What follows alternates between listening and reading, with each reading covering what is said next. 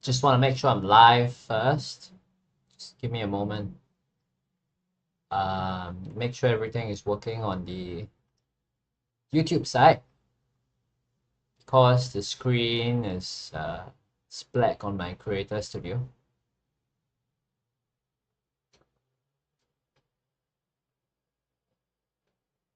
Okay, I think you're live. Am I wondering what am I doing here? So previously I recorded a stream of the same title, but the recording was piss poor because I used a different camera. So I'm gonna redo everything. It's gonna cover more or less the same things as the previous stream with the same title. It's just gonna have clearer sound quality and you know, you can see my face a bit clearer. So when we were making the part 17 video, we had a little what do you call that, hiccup, because the video quality wasn't very good, and that's why I'm back here on a Sunday night to redo this whole thing, all right, so that we can get a better quality video for part 17. So without further ado, let's jump right in.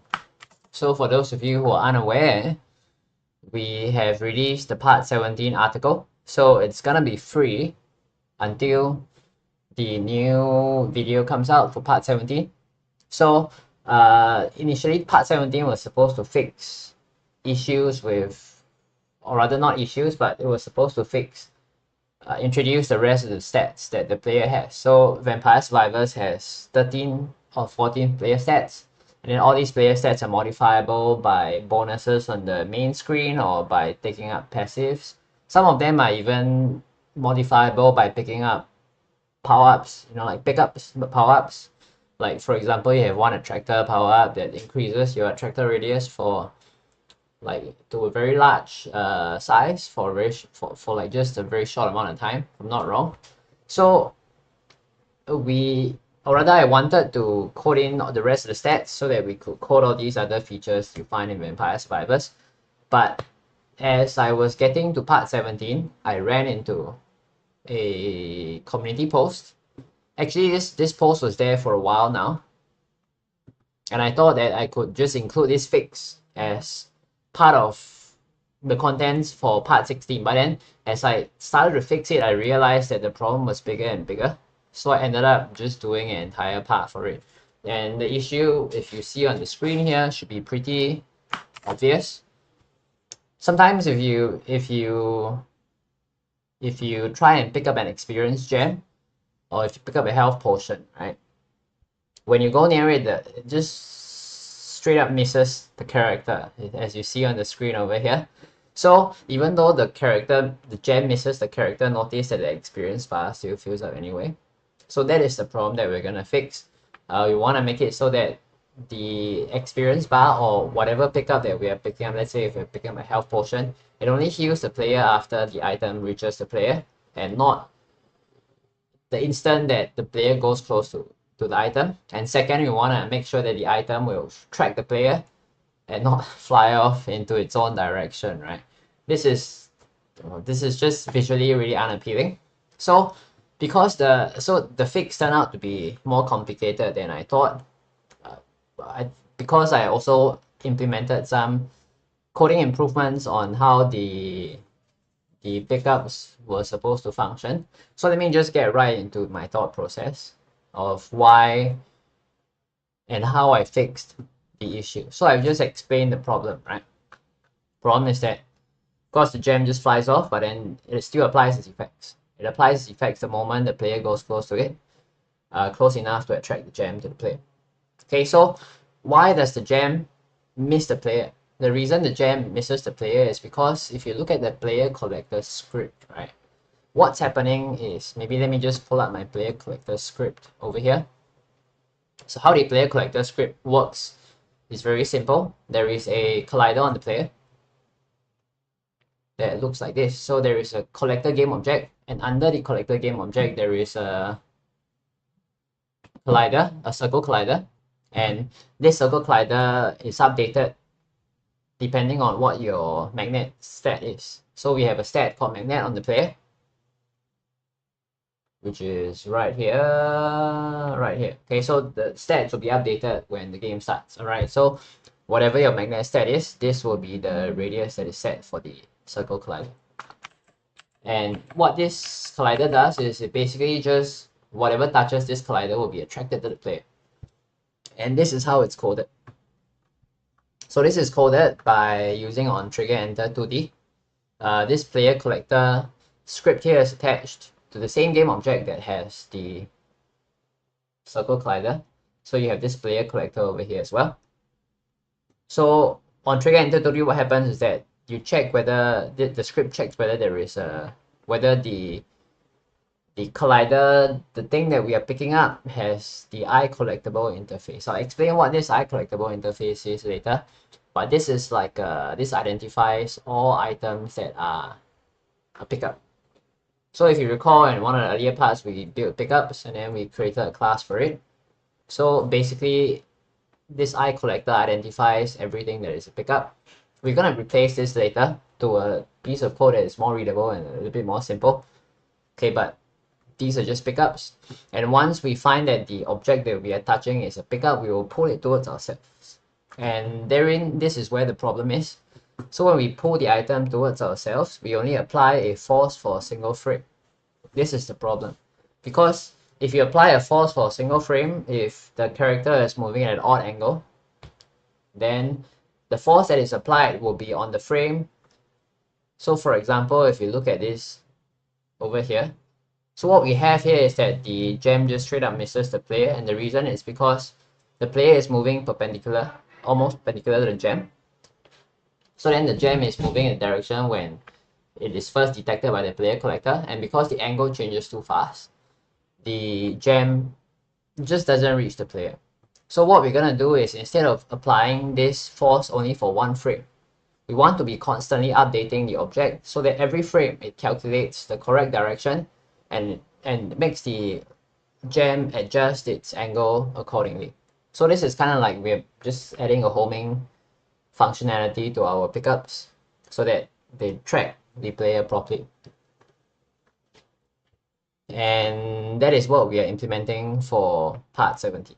So along the way, right, as we are doing this, there are also a couple of optimizations that I'll be doing on the code, including, of course, properly implementing this interface. But I shouldn't say properly implementing this because we're going to remove the interface, but we'll get to that later. Okay, so let's get to the first modification that we're going to make first. So if you look at this topic that we have here, right, there were a whole lot of modifications that I made to the code. I was trying to contain the fix inside the PlayerCollector itself. I didn't want to involve the other scripts, because if I involved the other scripts, then there was going to be a lot of explanations to do.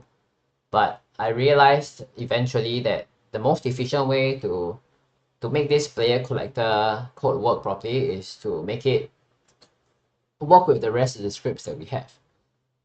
So what I did was, instead of containing all the changes inside the PlayerCollector, I went on to modify the pickup script. So if we wanted to make it so that whenever we have a gem, right, the gem will track the player. If you want to have everything handled by PlayerCollector, then you will notice that it's possible for the PlayerCollector to attract multiple gems at any given moment. So for example, if you go into a place where there are a lot of gems and you just run through the gems, right, you will see a whole bunch of gems just coming to the player. So the PlayerCollector is going to be managing a lot of gems. So if the PlayerCollector is managing the movement, things can get really messy, because we're going to have to pack everything into the update function over here. So there's going to be a bunch of for loops, and the code is just going to be really hard to read. So you can, if you look at the link topic that I have for part 17 over here, just click on this pointing it out link here, and then you should be able to see the topic. You can see my attempts at creating a piece of code that uses the update function to manage all the gems that we are currently touching. And it gets to a point where the code just becomes very difficult to read and quite cumbersome. So what I sought out to do for part 17 instead is to let every pickup handle its own movement.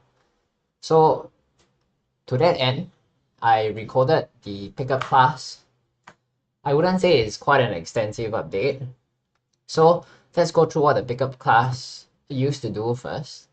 So the pickup class actually, it's pretty simple. It doesn't really do much. When it just has a line of code here that says that when it touches the player, so the pickup has a smaller collider than the player.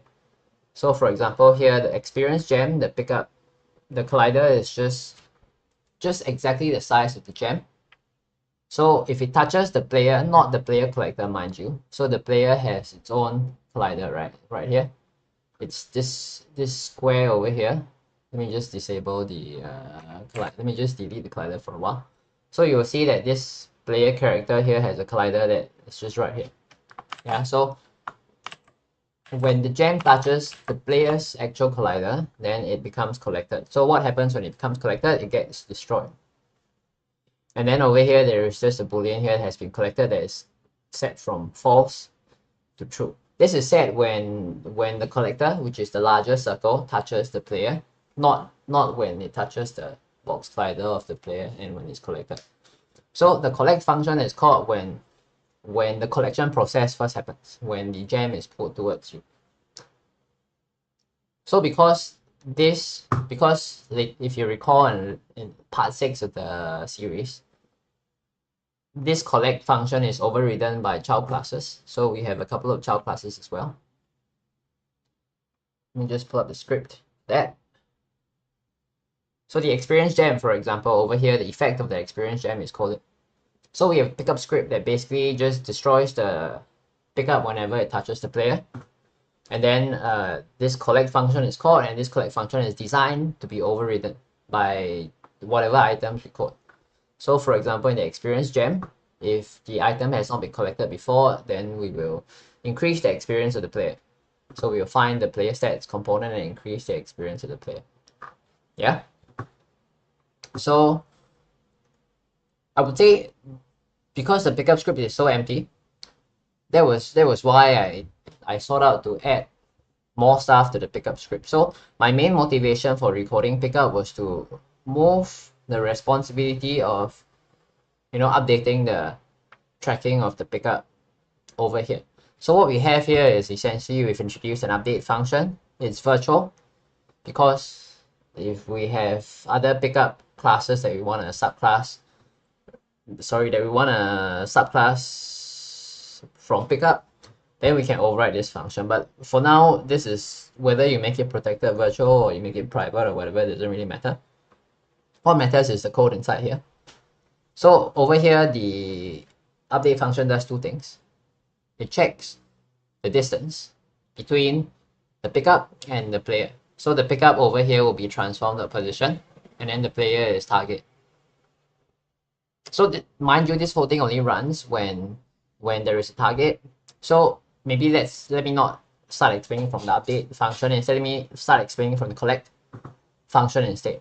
So from the collect function here, what happens is that first I change the return value of collect. This doesn't really matter. This just tells me whether the collection is true or false. So this is just so that in the future, if we want to track whether our collection was successful, we can just use the collect function's result to tell whether this is successful or not. This is just a small little looking to the future kind of implementation. We really don't have to change this return value, but if you choose to keep this as void, then you have to remove the return true here and the return false here. Alright, so I guess it's easier to just follow what I'm doing here. And then the collect function takes three things. Okay, so the three things are the PlayerStats object that is attracting the gem. So every player collector that we have in our game, in the future, if we make multiplayer a thing, every player character is going to have a collector, and then the parent of the collector is going to be PlayerStats right here. So what we want to do then is we want to just make sure that whenever we collect something, we will identify the player that is collecting the object, so that again it supports multiplayer. The second argument here is the speed, so this is how fast the item flies towards us, and the third is lifespan. So what is lifespan for? Lifespan is for those wacky cases where, say for some reason, let's say the player is moving too fast, or the item is moving too slow. Then what we're gonna do is lifespan sets a limit on how long the pickup can track the player before it destroys itself and applies its effects to the player. So this will be, say, let's say if you have a Wings and it's level 5, and then your gem pull speed is very slow. So what you may be able to do is you may be able to outrun the gems. So in the case that you outrun the gems and the lifespan is not a 0, right? What's gonna happen is that the lifespan will, let's say if the lifespan is 1, the gem will try to chase you for 1 second, and if it fails, then it will just destroy itself. So this is just a failsafe to prevent bugs from affecting the game in a big way. So what we are doing here is that with collect, okay, so let's look at the variables that we have for the pickup as well.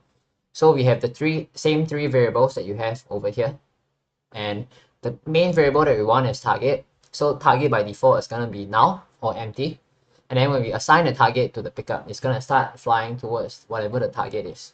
So when we call the collect function, what's going to happen is that the collect function is only going to work if there is no target currently assigned to the pickup. So if there is no target, we will assign a target, we will save the speed that is passed into the function, and then we will set the lifespan to be a specific value. Okay, so the reason why we have this over here is because the parameters here are not the same variables as the ones in the class. So what we are doing is whatever we are receiving, whatever values that we receive, we're going to assign them to the class variables right on top. So basically we say target the speed and the lifespan values, and then we will make this object destroy itself after a certain amount of time. So this certain amount of time is gonna have a minimum value of 0.01. So what this mathf.max function does is it picks the bigger value of the two of them. So if lifespan is 0 or less than 0, then the object will be destroyed within 0.01 seconds. Effectively, it's the next frame. Unless you're running really high frame rates. Let's say if you're running 120, then this will be smaller, but usually 0.01 just occurs over the span of a frame. So then of course it returns true if the collection was successful, and returns false if the collection wasn't successful. So let's say if you try and collect the object multiple times, only the first time you collect it will work, right? So once an object is created, once an object is collected, we don't want it to continuously be collected, because then you would have a whole bunch of problems, right?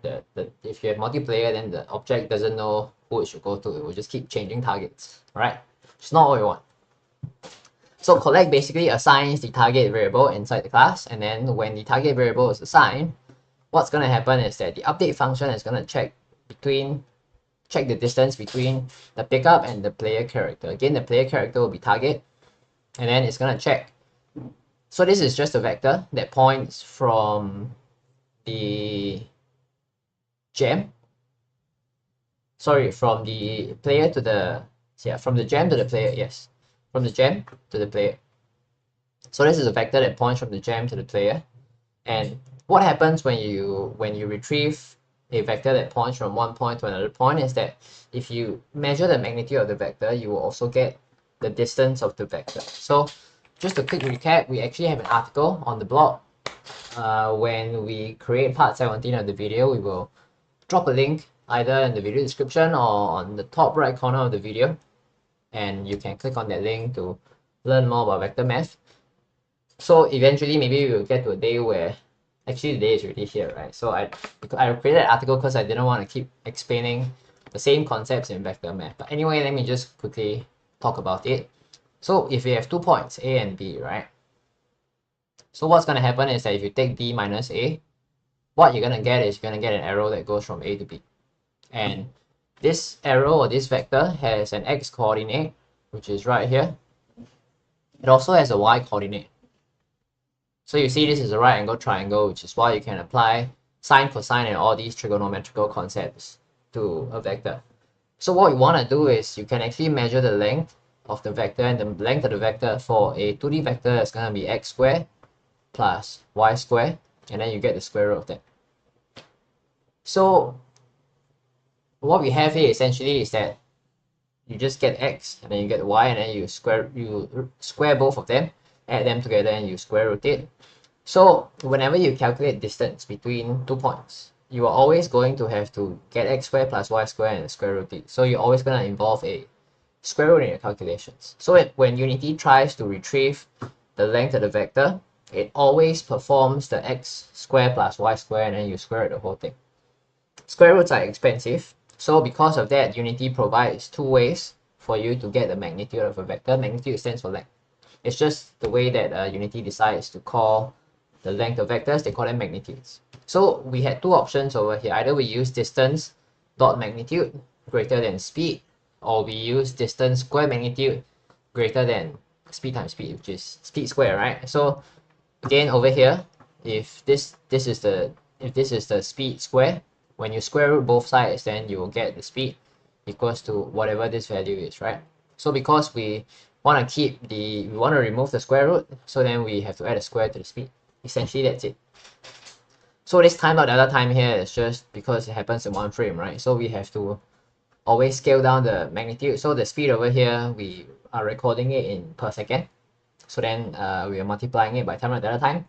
So that when there is lag on your game, delta time increases. So this doesn't affect the speed of your projectile. Okay, so the delta time multiplication here is just to make it so that the movement of your gem is independent of the frame rate.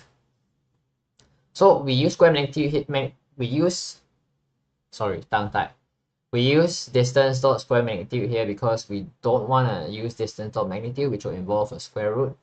Multiplications are faster than square roots, which is why we decided to multiply the speed together, speed square, right? Instead of doing a square root over here. But it does the same thing. What it does essentially is that it's checking whether the distance between the gem and the player character is less than what we will move in a frame. So if it's less than that, then we are going to destroy the game object because the object has already reached the player. Otherwise, we will just move the pickup, which is transformed position, towards where the player is. So this is just the distance vector. So over here, the distance vector is serving two duties, all right? First duty is serving for us. It's giving us the length, the distance, right? Second duty is serving for us. It provides a direction also. So whatever vector we have, right, we can normalize it, and normalizing a vector basically changes its length to 1. So when we change the length of the vector to 1, we can multiply by any value, and then this will give us a vector of a particular length.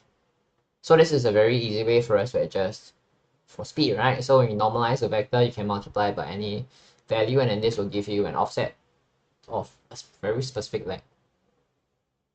So what we want to do is we normalize the vector and we turn it kind of into a direction vector, and then we can multiply by speed by time of delta time. So this will give us the amount of distance that we're moving per frame, as well as the direction, because we have the normalized vector over here. So once we get this, we just add it to the transform dot position to move it towards where the player is in this frame. Okay, so because this runs every frame, and then this always calculates the difference vector, so no matter how the player tries to juke the gem, right, it's always going to follow the player. Can't run away from it. Yeah, so that's what update does. Okay, so there's quite a bit of math here, but if you understand the vector math, it's what provides the homing functionality. So what I'm gonna do here is I am going to copy and paste this into my pickup script, since I've explained everything, right? Okay, the last thing that we're gonna do is we're gonna remove the iCollectible interface over here as well. So interfaces are pretty hard to explain, but let me try doing it anyway. So what interfaces are essentially, right? You can, I'm sure Xavier has explained to you guys how classes work in a previous video, right? So in games, often you have classes that represent, it kind of forms a hierarchy, right? So for example, let's say if I were to code a Metroidvania, for example, right? Or even for our own game actually. So let's say if in our game in the future we want to expand the game so that it has multiple kinds of enemies, right? So different behaviors, right? So we can code the enemies as such. So right now we don't have this, but in the future, if we're gonna expand upon the enemy system, we might have this, alright?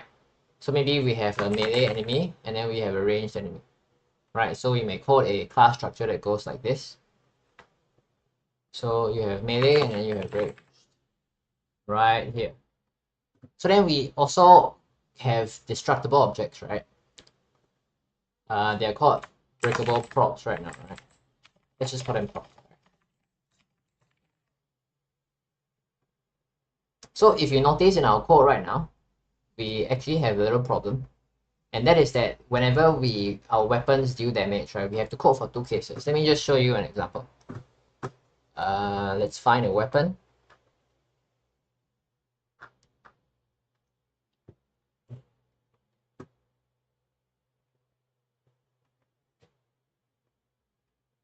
So weapon, we have a knife. Oh, projectile. Sorry, let's go to projectile, and over here we have, you see that we have two cases. So what we are doing here is that whenever our projectile hits something, we will check whether the thing is enemy stats or whether it's a prop. And then if it's enemy stat, we will deal damage to it in a certain way. And if it's a prop, we will deal damage to it in a certain way. Pretty cumbersome. So in the future, I'm gonna introduce an interface to unify these two branches of these two classes together. So how interfaces work is interfaces provide an artificial way to link two classes together. So for example, this interface will be called iDamageable. And basically what this does is that this tells us that these two items are both damageable. So we may choose to implement iDamageable on both enemy as well as props. So if we were to do that, then what this does for us is that it's going to allow us to do something like this instead. So instead of having to check for whether the thing we are colliding with is both an enemy stats and a breakable prop, we can just do once we implement the iDamageable interface, we can just do this, other get component, iDamageable. So what this does is that if this finds enemy stats, this will become enemy stats, and if it finds a breakable props, then it becomes a breakable prop. But regardless of whether it's a breakable prop or whether it's enemy stats, they both have a take damage function. So what this interface should do is to specify that no matter what class implements the interface, right, it's going to have the take damage function, so that we can do something like this, and then we can remove these two lines. And of course, because we remove these two lines over here, we no longer need to check whether the object is an enemy stat or a breakable prop. We can just treat it as an iDamageable interface. So interfaces are very powerful when you use it correctly.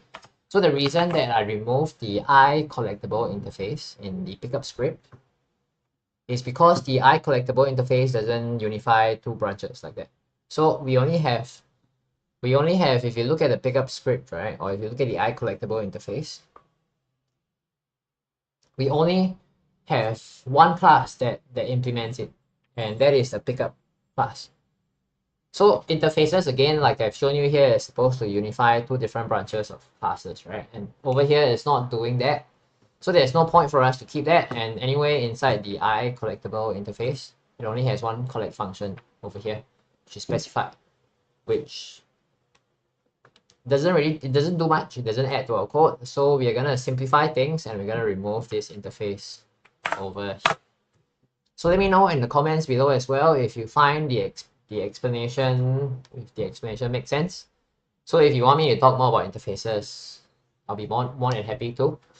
I can spend a part to just create it's gonna happen in the future anyway. Okay, so we are going to create an interface for both the enemy stats and the breakable props, so that we don't have to write a lot of code to manage two different scenarios. We can just handle both as one. Alright, so right now I'm just gonna remove the iCollectable interface, and there's gonna be a couple of errors that occur, but we will fix them along the way as we get further. Alright, so I'm gonna delete the interface script, just the entire folder, right, because it only contains one interface script. So that's deleted. So after that's done, Okay, so in the article, there's explanations. Basically, it's what I just talked about, right? So after we remove the iCollectable interface, now we get a couple of errors over here. And well, we just have to update the rest of the code base so that it falls in line with the new pickup script that we have. Most importantly, if you look at the pickup script over here, now collect has a bunch of arguments, right? So this means that now when we collect items, we have to call the new collect function, not the old one. So to that end, we will update the player collector script as well. And what we are doing here essentially is we're just updating the collect function and we are passing in a couple of arguments. Alright, so remember we had 3 arguments over here, but recall that the last argument in pickup is optional. So if you don't specify a lifespan, then automatically it assigns a lifespan for you. And by default, I've made it so that all pickups have a lifespan of 0.5, which means that it follows the player only for half a second, then they destroy themselves if it doesn't find its target.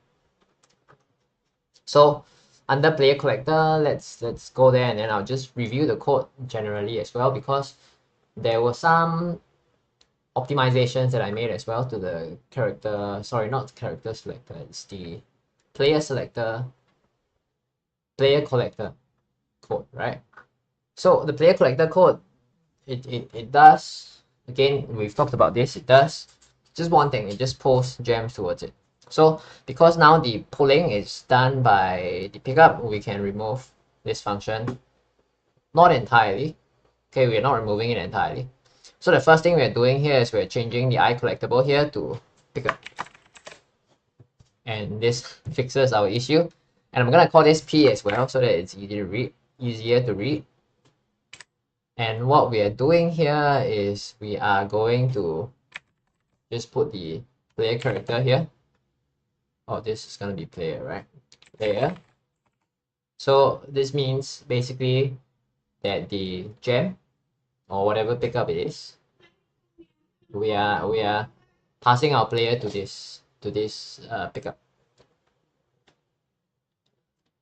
So we have to specify the full speed as well. This is the speed at which the gem moves towards player. So we can delete the rest of the code here. So it's just gonna be this, alright?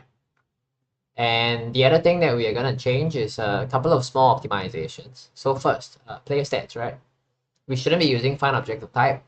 It works, but it's inefficient, and when we move on to create multiplayer features, if we have find object of type, we are not going to be able to get multiplayer functionality because find object of type always get the first player in the scene. Alright, so we have to change this to get component in parent. And if you look at, again, if you look at the player collector object over here, the parent has a player stats. So this works out just perfectly. And the other thing, it's just a pet peeve of mine. I just like to, because otherwise player collector doesn't sound very nice, right? So I'm just changing this to detector. And when I change variables, what I like to do is instead of changing it by just retyping everything and repasting everything, I would just like to rename. I clicked the wrong thing, sorry. Highlight the whole thing. I don't even have to highlight, actually, just right click, rename. Then I'm gonna call this detector. And what it does for me is this updates all references to this variable in not just this script, but over the entire project, which is a pretty cool feature that I think not enough people know about. So there you go. So now the circle collider here is called detector. And the last optimization I want to make to the code is I want to make it so that right now you see the collider is updated every frame, and I think that's pretty unnecessary. The reason it's unnecessary is because whenever you update a collider, then the collider, especially if it has a rigid body, right, then there will be recalculations going on in Unity's physics engine, which is not the most efficient, right? If you're making the physics engine work double duty every frame, it's gonna slow your game down. So instead of updating the radius inside the update function, what I've done as well is I've just created a set radius function over here inside the player collector class, and this is gonna replace the update function.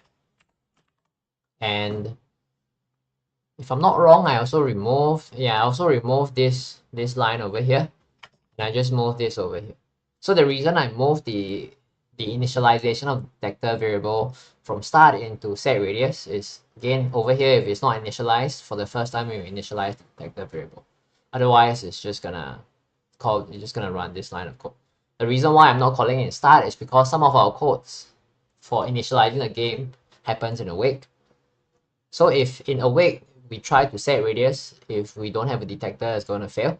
So instead of putting the detector initialization in start, I put it in set radius so that regardless of which script calls it, right, the detector is always available. All right, if I put this line in start, I'm gonna get some errors because there are gonna be cases where set radius is called before start is called, and then this will cause the detector to not be there, and then this will cause there to be a null reference exception right here.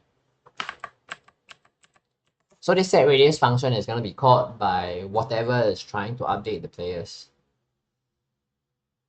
collector radius. All right. So after we do this, we will have to head on over to PlayerStats, and we also have to go to recalculate stats, which is right here. And then once recalculate stats, for those of you who don't remember, it is a function that whenever you pick up items, it's just gonna run through the player's inventory to calculate all the stat boosts, and then it will just grab the base stats and add all the stat boosts to calculate the actual stats. So stats are recalculated every time you receive passive items. This is because otherwise, when you drop an item, there's no way for us to find out what the original stats that we have were.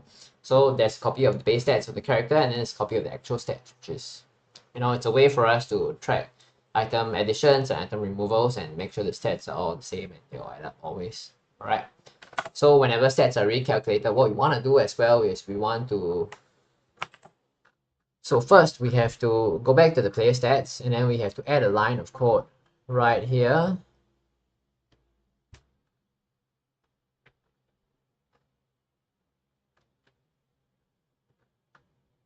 And let me just see. So we are adding, all right, so we are adding a player collector script here. And this is a reference to the player collector component. All right, so under awake, we are going to add collector. Player collector. So this is gonna be get component in child because the player collector is under the player stats object, right? And then we are just gonna update the radius of the collector both inside awake. So once we get the collector, when the stats are updated, we are going to do collector set radius to update the radius. This will be actual stats. And then under recalculate stats as well, we're gonna do the same thing. So collector set radius equals to actual stats. So by updating the player stats to only update the collector radius whenever there's a change to the stats, this takes away a lot of work from the physics engine, because again, now we're not updating the radius every frame. Right? So the last two changes to the player collector script are just minor quality of life changes. Firstly, whenever we do a get component anywhere on a get component always happens with a game object, because a game object is the entire thing over here, right?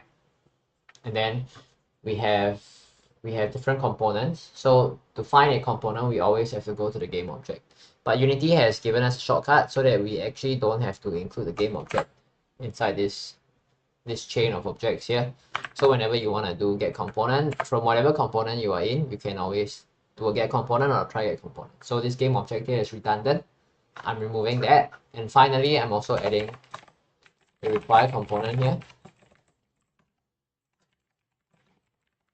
So this is more to idiot proof the code, and what we are doing here is once we add this, then our player collector script is no longer able to go without a circle collider. So what I'm trying to say is whenever we add a player collector script, Later when the script compiles, I can show you this. Whenever you add a PlayerCollector script to a game object, a circle collider will automatically be added. So this will prevent cases where you try and find a circle collider and it's not there and you get a null reference exception. Right, so quality of life change, and then this is over here. This is also, we remove the game object here, it's also quality of life change. And yeah, I think that about explains everything. So we have a couple of steps more to go before we get the whole thing working. So let me just check the chat for a while and see if there's anything going on over there.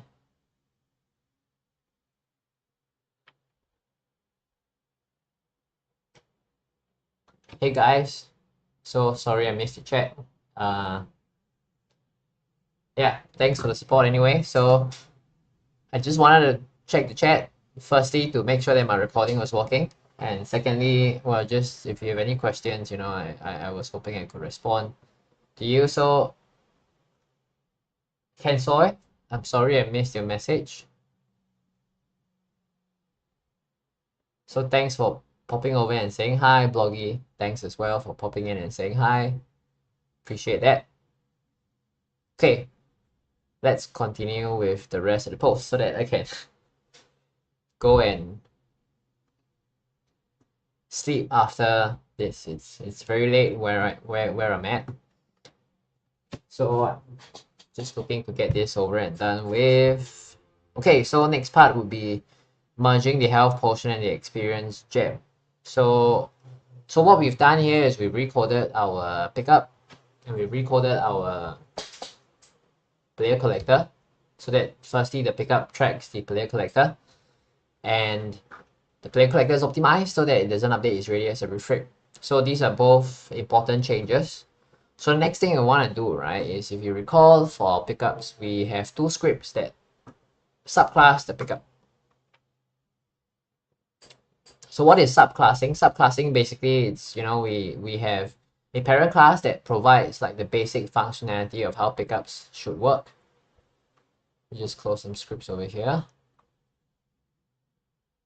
That the pickup is the parent script, and then we have the child scripts, and basically what Xavier was looking to do was to introduce different behaviors for different pickups. So for example, the health potion, instead of using the pickup component, will use the health potion component, and then the experience gem, same thing, instead of using the pickup component, it uses the experience gem component.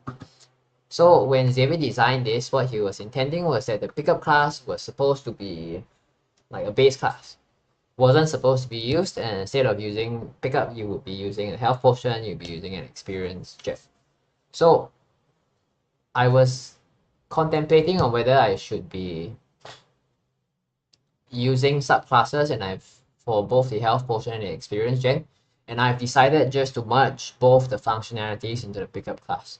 Reason for that is because the health potion and the experience gem, they both do very similar things and they're not really doing much, if I was to be honest.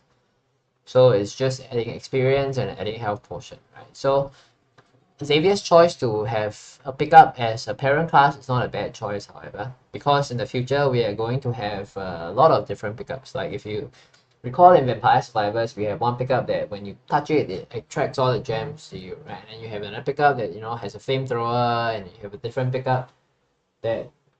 What are the pickups? I think that there's a couple. Oh, there's one that freezes time, right? So when we go on to code the more elaborate pickups in the game, we might still need to subclass. But for now, because the health potion and the experience gem, they both do a pretty similar thing, so I'm just going to merge them into the pickup class. So the pickup class is going to serve the duty of providing the functionality for both the health potion as well as the experience gem. So what we're going to do here is under the pickup class, I will add a header over here that says bonuses. This is going to record the amount of health and the amount of experience that the pickup provides. And how do we detect when the pickup touches the player? Previously we had no way to do that, so now with our new pickup script, what we're going to do is, because we know that the pickup destroys itself after touching the player, so what we're going to do is just add an onDestroy function right here. And what this does is we are just going to check if the experience that the item grants is not 0, then we will try to increase the experience, or we just increase the experience of the player. And then if the health is not equals to 0, we also increase the health of the player. And then over here, if target is not there, then we return. What does this do? So recall that when we collect an item, or when we collect, let's say collect the gem, right? It's possible that when the gem is flying towards the player dies halfway. Alright, if the player dies when the gem is flying towards the player, then this target variable will become null, and then target.increase experience or target.restore health will become a null object, and you will get a null reference exception, which is something that happens a lot to beginners, and we have a video for this as well. You can find this in our description for this video after we've, well, not now when I'm streaming, but later on when we publish the video, you will find a link for that. So this is to prevent a null reference exception, and this is just to implement the health and the experience values. So one thing I'd like to just point out is that might be interesting. You can make the float and you can make the experience, sorry, you can make the health and experience float values instead of integer values. It's totally fine. As long as if you decide to make the health and experience float values, then you will have to change your code over here so that you use mathf approximately. So what is mathf approximately is essentially, it's a way for us to compare float values.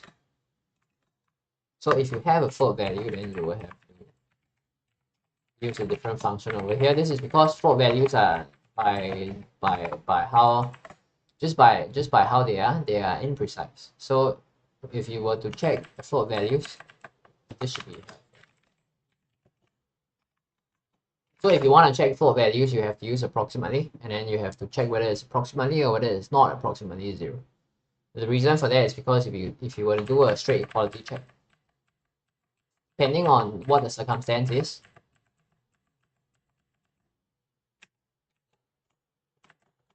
this might never return the correct value, because again, float values are imprecise. So if you have a very small value that's equivalent to 0, it's not exactly 0, it's not gonna return true.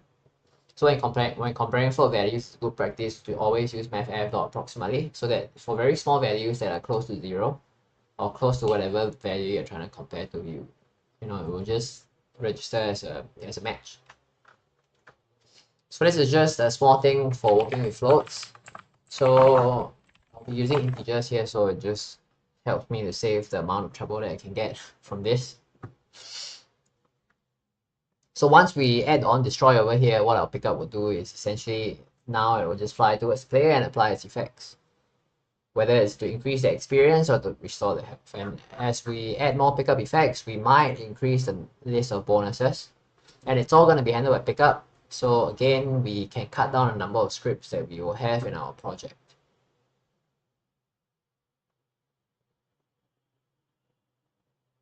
Okay, problem here. The problem is I forgot to change my screen over to, let me just re-explain this whole thing. I'm so sorry about that. I forgot I was sharing the wrong screen. Okay, so where were we? So we stopped at part 4, right? So part 4 over here was me talking about updating the pickup class. So what the topic of discussion was, so if you've been listening, I'm so sorry. I have to reiterate everything I just said because I was sharing the wrong screen. Alright, so how our pickups worked was that we had a pickup class that served as a parent class. So this would be to describe behavior for all pickups that we have in the game. And this pickup class is, when Xavier designed it, he intended for it to be a class that provided a blueprint, and then if you wanted to create items, you would have to subclass from the pickup class, which means that, for example, if you want to create a health potion, you would have to subclass pickup, And what it does then is that it inherits all the functionality that pickup has, but then you add some extra functionality. So what Xavier did over here, for example, was that he just made a health potion do the same thing as the pickup class, but it just added health. And then the ExperienceGem, what it does is does the same thing as pickup, but it restores or gives you experience. So because adding health and adding experience are very basic functionalities, so what I've decided to do was to merge both of the functionalities in HealthPotion and ExperienceGem into the pickup class. So what this does is this cuts down the number of scripts that we have in our project, and which is always a good thing, right? So doesn't mean that this pickup class is gonna be useless in serving as a blueprint, because in the future, if you recall, Vampire Survivors has a bunch of different special effects, right? You have one that when you touch, then it will attract all the gems that map to you. You have another pickup that when you touch it, it stops time, and you have another one that when you pick it up, then it starts spewing fire, right? All kinds of pickups in Vampire Survivors. So for these different kinds of pickups with more behavioral traits, we will still code a subclass for the pickup in the future for this. I just thought that for HealthPotion and ExperienceGem, because their functionalities are so basic, there was no point for us to create 2 extra scripts for them. So I'm gonna merge the functionality of the ExperienceGem and the HealthPotion into pickup. What I'm gonna do here is add a header, bonuses, and what this does is this gives us health and experience, right? So then in onDestroy, so what this onDestroy function is supposed to do is when we collect the pickup, when it touches us, this is when the effects are applied. So just before the pickup destroys itself, because it only destroys itself after it touches the player, right? Or after it chased the player long enough and decides, okay, I'm just going to apply my effects to you now. Okay, whenever the pickup is destroyed, it applies its effects, which is why we put the code here into onDestroy. Just increases experience and then it restores health. That is provided the experience that is provided is not 0 and the health provided is not 0. Okay, so the reason we do a check over here is because we in the future might want to, for example, if you have, let's say, a healing buff, all right, and then whenever you call restore health, the restore health is gonna calculate the healing buff amount for you as well. So to prevent, so if we have the ExperienceGem, for example, right, it's not gonna heal anything. So in the future, if we add additional effects to, let's say, healing, we don't want this to trigger when the amount that is healed is 0. Want to take it that if there is nothing healed, then when we call restore health, when there's nothing healed, we don't want to call restore health in case in the future you want to add additional effects or additional boons or whatever to restore health function. So what this return does over here is this just prevents null reference exception, because as the gem flies towards the player might die. So if the gem flies towards the player or whatever item flies towards the player and the player dies, then target is going to be null. So then this is going to be null.increase experience, null.restore health. Null reference exception, which is always a problem. So we have a video. It's going to be in the description, this video below. You can check it out if you want to learn more about null reference exceptions. It's a very common problem for coding beginners. So now that we have the pickup, I'm so sorry that I still can't show you the changes. Okay, we're getting there soon, alright? So we have to apply the entire series. We have to apply the entire, all the code changes in this part before we're able to see the effects, because this changes our code structure, which means that we will have to update everything. Otherwise, there'll be a bunch of errors and we can't run our code. So once we move the ExperienceGem and HealthPotion into pickup, we can delete both of them. And from here, what we can do to get the... Oh, there's one more thing before we can see the results of our labor. And the last thing is essentially we have to merge the BobbingAnimation script into pickup. So why are we doing this? Because the idea of having a separate script for the animation is so that we can apply this to any other thing in future that we want to have a BobbingAnimation, right? That was the idea that Xavier had when he coded this as a separate class. But I'm using but a lot today, right? But because the script anyway is tied to pickup, So if you look at the script over here, it doesn't work if there is no pickup file. Alright, so having this as a separate class is a little bit redundant, which is why we're also going to merge this into pickup. This would make sense if this worked independently, regardless of whether there was a pickup or whether there was a pickup attached to the bobbing animation component or not. So because this is reliant on the pickup script anyway, we don't want to, as far as possible, you want to use as few components as possible. More components means that you will have a lot of different objects scattered differently in your RAM, and this slows down Unity. So as far as possible, we'll try to cut down the number of components if we want our scripts to run faster. So to do this, we're gonna just merge the functionality of bobbing animation into pickup as well. And this is also documented in the article. So what's happening here is that we're just gonna move all these variables inside the bobbing animation into a struct inside the pickup class. And then because this struct is inside pickup, we can create a new variable of type bobbing animation. And then this is just us initializing a default value for the variable. So by doing that, then we are essentially just porting the bobbing animation into pickup class. Just gonna copy right here. And okay, so what's happening is that the bobbing animation class actually only does one thing, and it uses a formula and it just applies a sine curve movement. So this sine curve movement is gonna just cause the thing to bob up and down. If you want to learn more about this formula, you can check out part 6 where Xavier codes this. He will explain the math formula for this as well. I'm not gonna re-explain this formula. I'm just gonna copy this and drop it into pickup, and there is just a perfect place to put it under update and pickup, because if whatever we are gonna pick up has a target, it's gonna fly towards the player, right?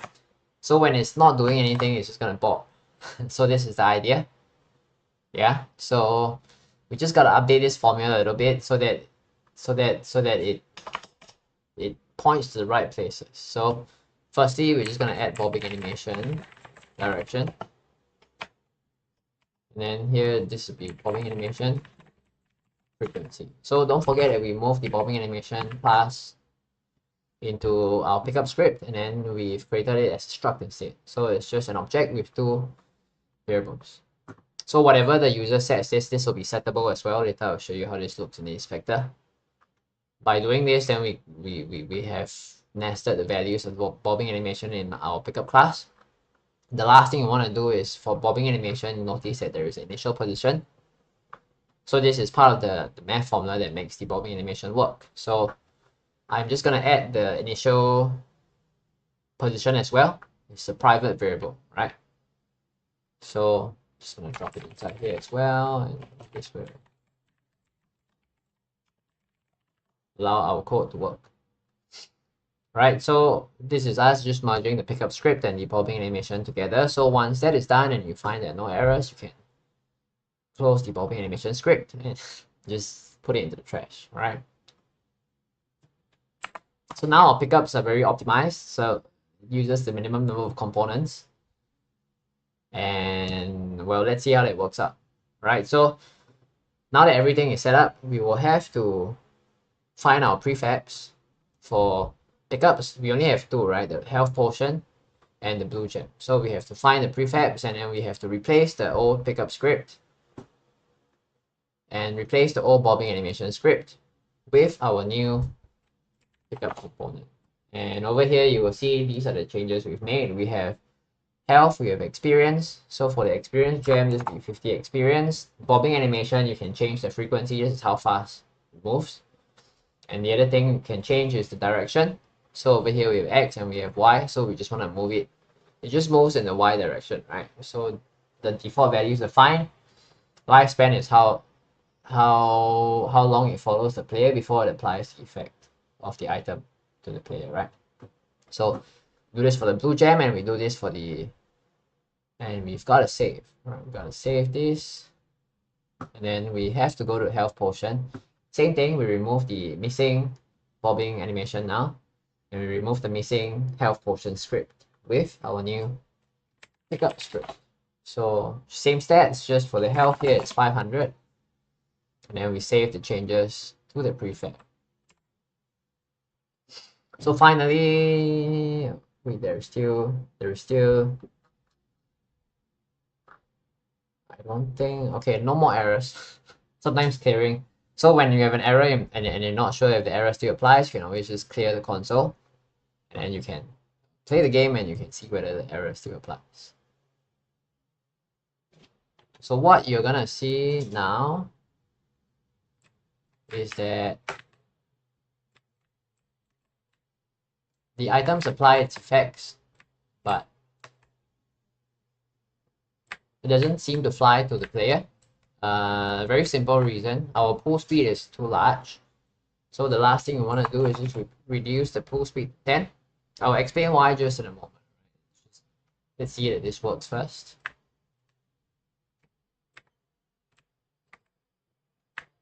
See, now it works. Fantastic.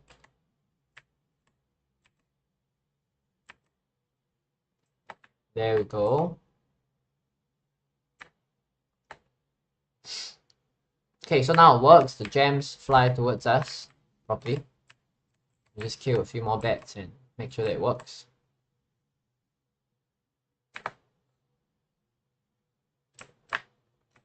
Why do I have no gems now, huh?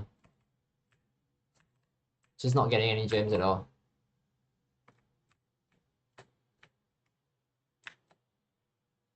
Let's just try again. Not sure why gems are not appearing.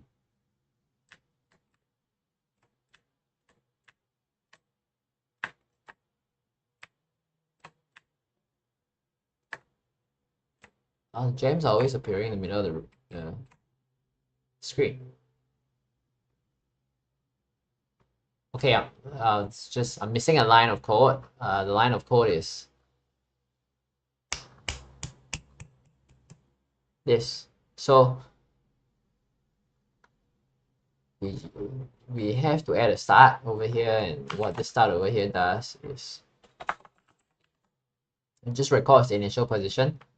Otherwise, the initial position will be 0, and because we animate it, whenever we animate the object, we are moving it back to its initial position. So if you forget to add the start function over here, which you shouldn't be forgetting if you're just copying the code that we have by clicking on the title here. Alright, so it should make things a lot simpler. So yes, so now let's try this again. The whole thing should work.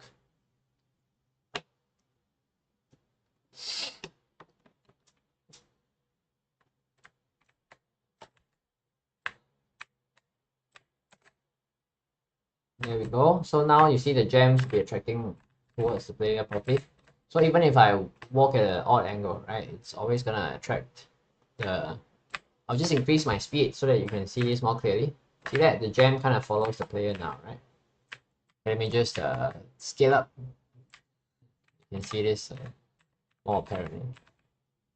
See that? It follows the player around.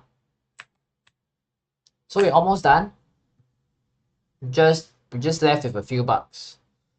So what are these few bugs that I'm talking about?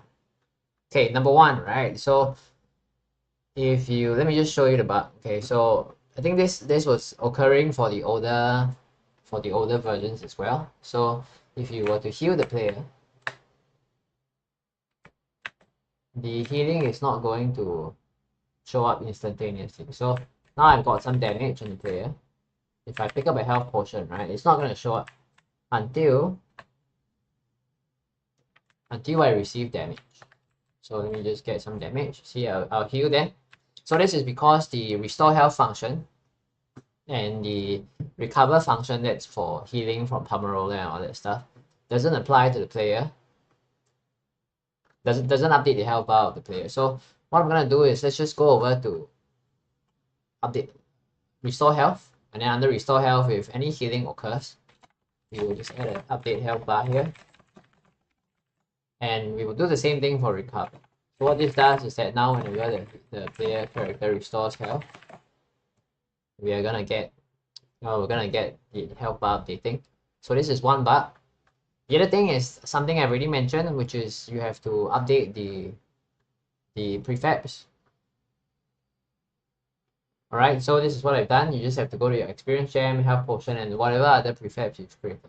And just update, remove the bobbing animation, remove the, and whatever script that you have for the pickup. And it should start working. So finally, alright, one last thing, alright? So the last thing is that when you, let's say you have lightning ring or some kind of garlic or some big area of effect weapon and you kill a lot of enemies at the same time, right? What you're gonna get is something like this, okay, where everything is bobbing in tandem. Not very nice, right? So you want, instead, for things that spawn at the same time, you want them to also look like the motion is random, right? Like, don't look like they all like that. This is just very mechanical. Okay, it's very easy thing to do. And what we're gonna do to implement this is we can just add an initial offset. Okay, just give me a moment, yeah, to update the article because I realized I didn't highlight one part of it. So initial offset, let's mark it. Okay, there we go. Let's continue this. So randomizing the start frame. So what we want to do to get an effect like this is let's add a initial,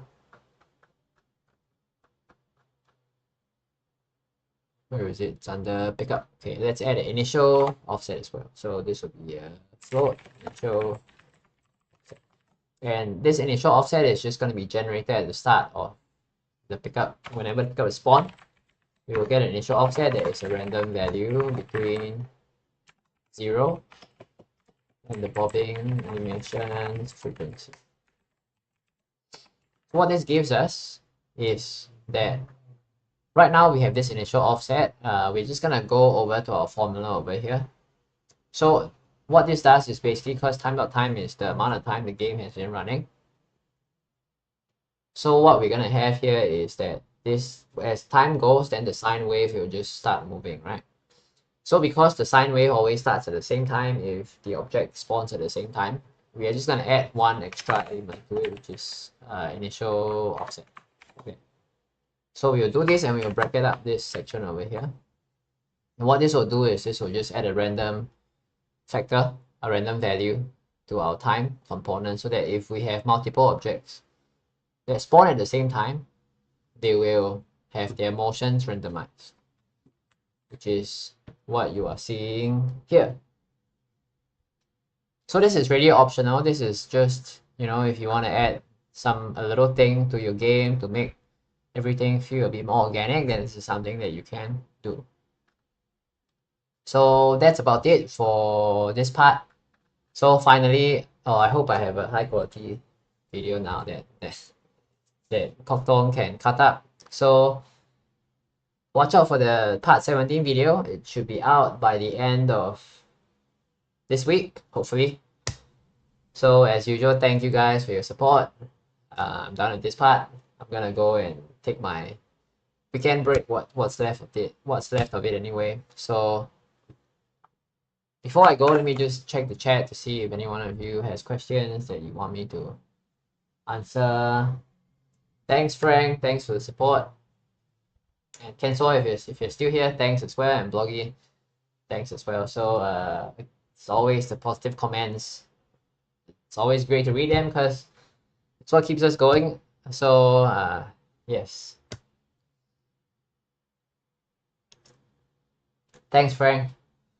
I'm gonna head off and enjoy the rest of my Sunday now. I have let me just this is for the PlayStation.